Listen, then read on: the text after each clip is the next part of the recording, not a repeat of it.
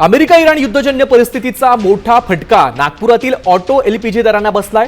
गेल्या 4 दिवसात सलग तिसऱ्यांदा दरवाढ झाल्यानं एलपीजी प्रति लिटर 18 रुपये 41 पैशांनी महागलाय। 6 फेब्रुवारीला 56 रुपये असलेला दर आता 75 रुपयांवर पोहोचलाय। यामुळे हवालदिल झालेल्या ऑटो चालकांनी सरकारनं टॅक्स कमी करून दिलासा देण्याची मागणी केली आहे।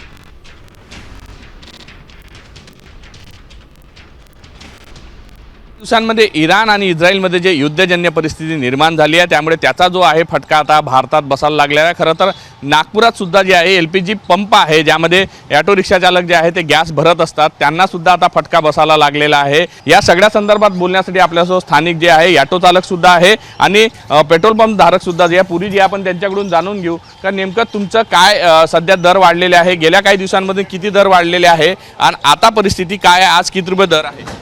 आज सध्याचे दर 74 रुपये 97 पैसे असे आहे। येत्या 4-5 दिवसांमध्ये अगोदर 8 रुपयाची वाढ, मग 5 रुपयाची वाढ, नंतर 5 रुपयाची वाढ असे डेली दर वाढत आहे।